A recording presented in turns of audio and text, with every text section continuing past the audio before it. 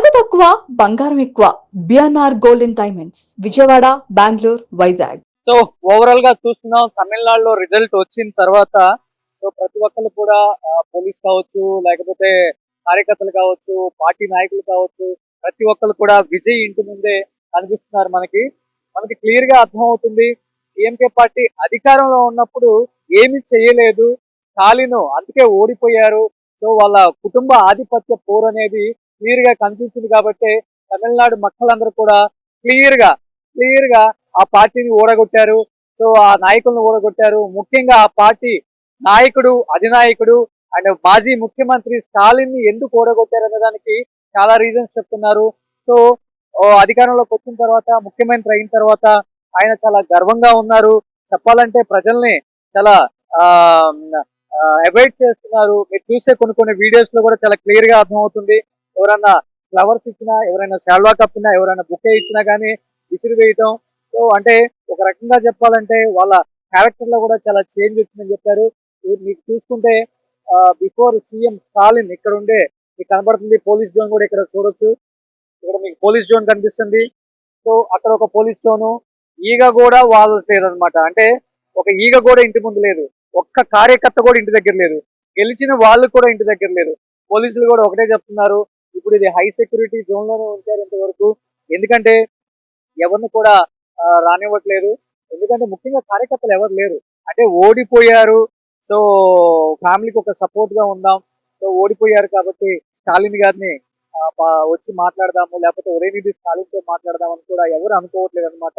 ఎందుకంటే అందరూ కూడా టీవీకే పార్టీ వైపు చూస్తున్నారు. ఎందుకంటే మీకు అర్థమవుతుంది, అక్కడ కూడా మెజారిటీ రాలేదు కాబట్టి కొంతమంది ఆశాభావాలు ఉంటారు. కాబట్టి అలాంటి వాళ్ళు డెఫినెట్ గా టీవీకే పార్టీ వైపు వెళ్ళి సో మెజారిటీ దిశగా పార్టీని ఫామ్ చేస్తున్నారు. కాబట్టి విజయ్కి సపోర్ట్ చేద్దామని ఎంతో మంది అనుకుంటున్నారు. బట్ ఇక్కడ నుంచి కొల్లపేరు కూడా మీకు చాలా దగ్గర. బిఫోర్ మనం లైవ్ కాల్ లో కూడా మాట్లాడాము. బాబు గారు అంటే స్టాలిన్ గారి మీద కంటెస్ట్ చేసి గెలిచిన టీవీకే పార్టీ క్యాండిడేట్ అనమాట. సో ఆయన ఏజ్ లో కూడా చాలా పెద్ద వ్యక్తి. అలాంటి వ్యక్తి సో స్టాలిన్ మీద పోటాపోటీగా ఫైట్ చేసి స్టాలిన్ ను ఓడగొట్టి సో తమిళనాడు మొత్తం కూడా ఒక రికార్డ్ అని చెప్పుకోవచ్చు. సో ఓవరాల్ గా చూస్తే మీకు అర్థమవుతుంది.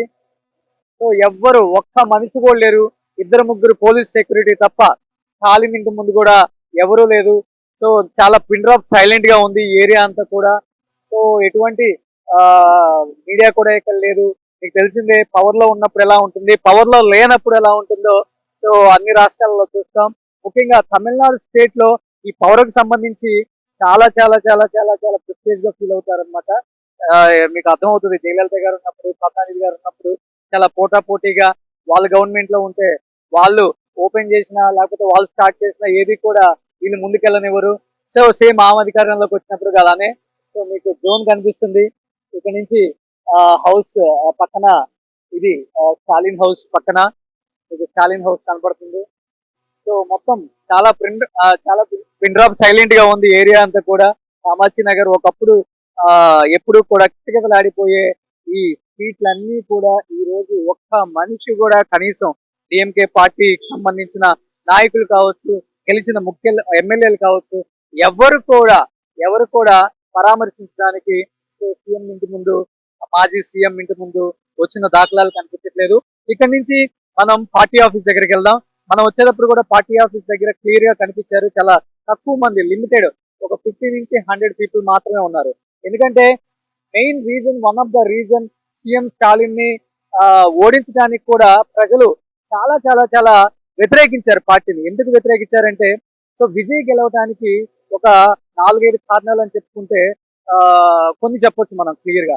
ఎందుకంటే విజయ్ ఎక్కడా కూడా క్యాంపెయిన్ చేయలేరు, విజయ్ కి ఏ సభకు కూడా పర్మిషన్ ఇవ్వలేదు.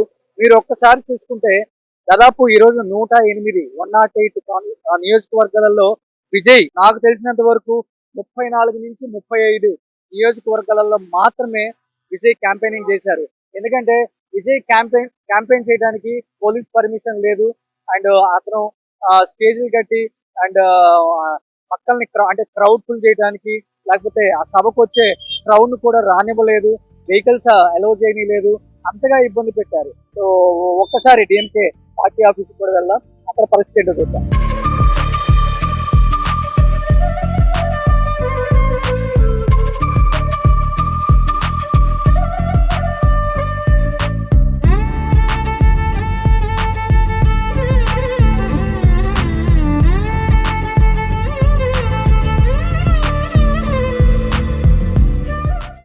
టీవీలో మీ పర్సనల్ అండ్ బిజినెస్ ప్రమోషన్స్ కోసం కింది నెంబర్కి కాంటాక్ట్ చేయండి.